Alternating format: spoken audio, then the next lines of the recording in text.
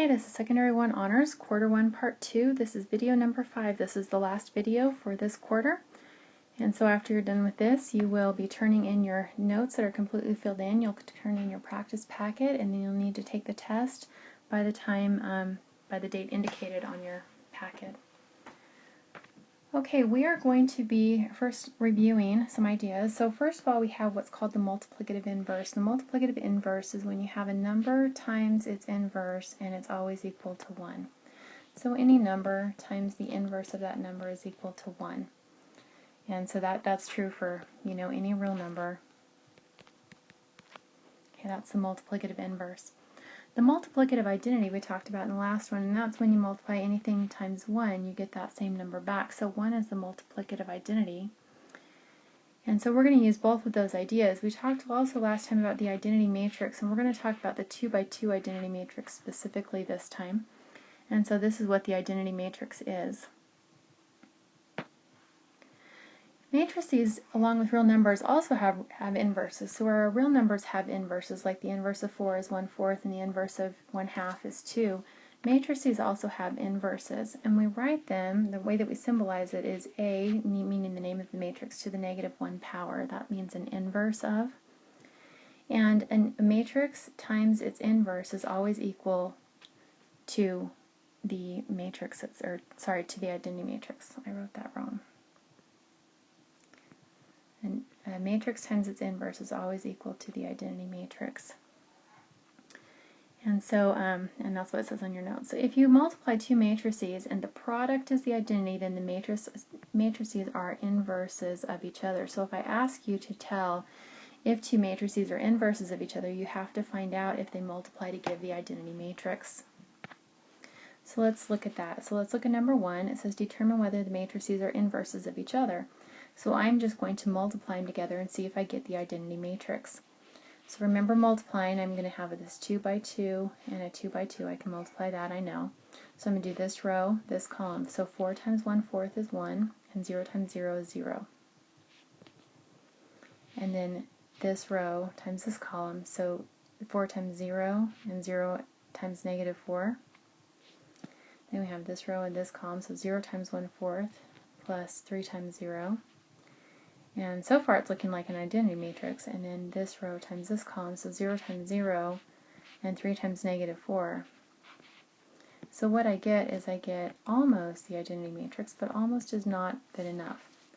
So the answer to that is no, they are not inverses of each other.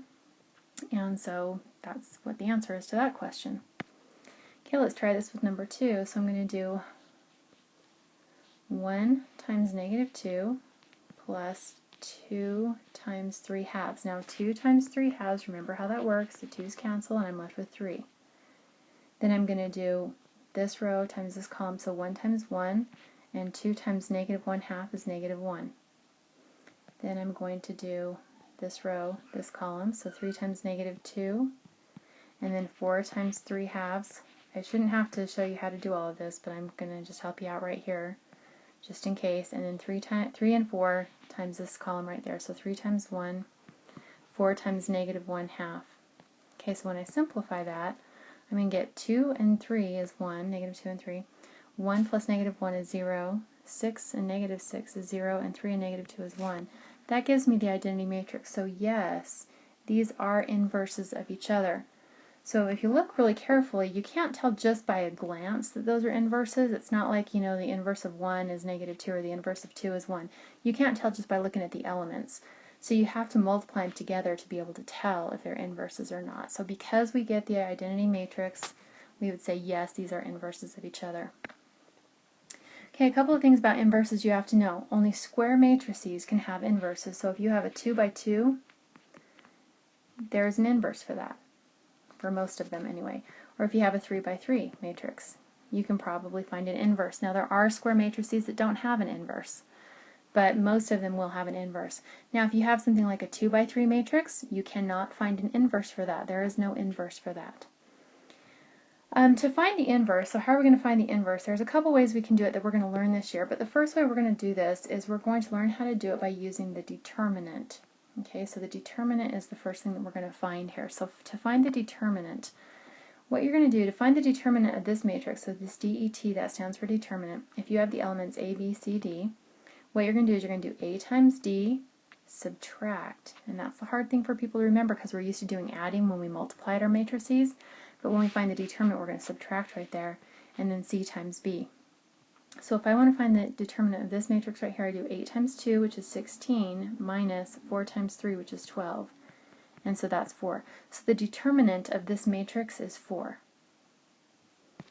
Okay, so let's find the determinant of this matrix. 0 times 2, subtract negative 2 times 6. So that's 0 minus negative 12, and that's 12. So that's the determinant.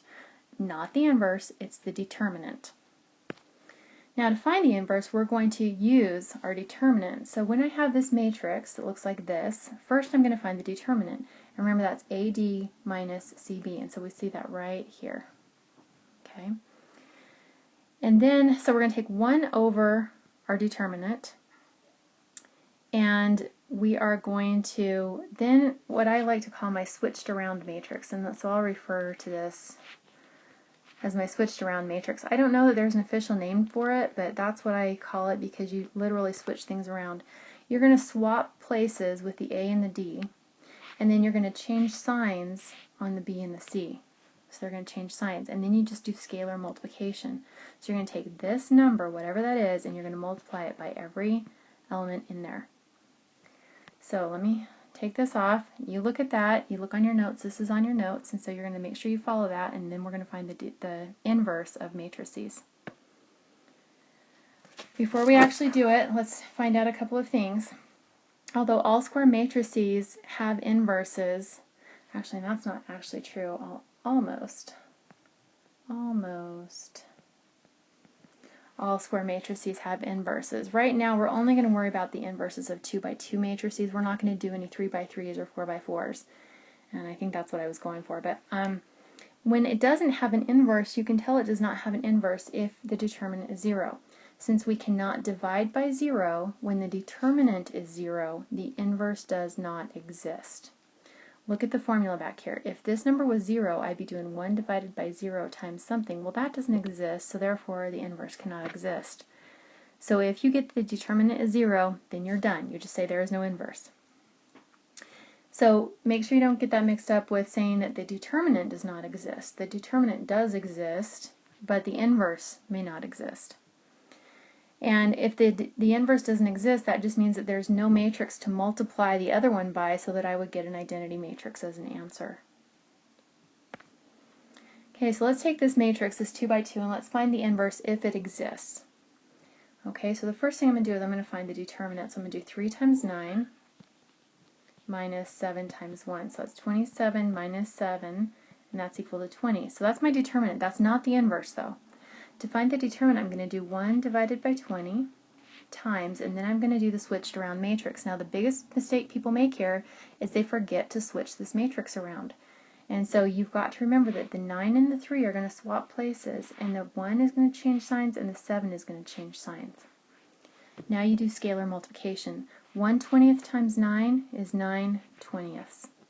And negative 1 times 1/20th is negative 1/20th. And negative 7 times 20 is negative 7/20ths. And 3 times 1/20th is 3/20ths. And this is your inverse. Now, how do you think we could check that? Well, we're going to do a little more of that next quarter. But what you could do is you could take this matrix times this matrix, and you could do the multiplication. You have the ability to do it. You've learned how to do that, so you could do that. So on a test, that would be a really good place to do that, to check that, to make sure that you're getting the inverse correct. Okay, let's try another one. Find the inverse if it exists. So I'm going to do negative 9 times negative 4 minus, and then 3 times 12. So that's positive 36 minus 36. That gives me 0. That means the determinant is 0. So if you remember, if I do 1 divided by 0, that doesn't exist, so it doesn't matter what's in here. It doesn't matter at all. The inverse does not exist. So there is no matrix I could multiply here that I would get the identity matrix. There isn't one. Okay, so at this point you are now ready to complete your notes and your packet. The test on this section will cover all the determinants and matrices and matrix multiplication. So make sure that you're really good at that, and make sure you know how to check your answers as best you can, because you have to get an 80% on the test. And again, if you need help, please come and see me.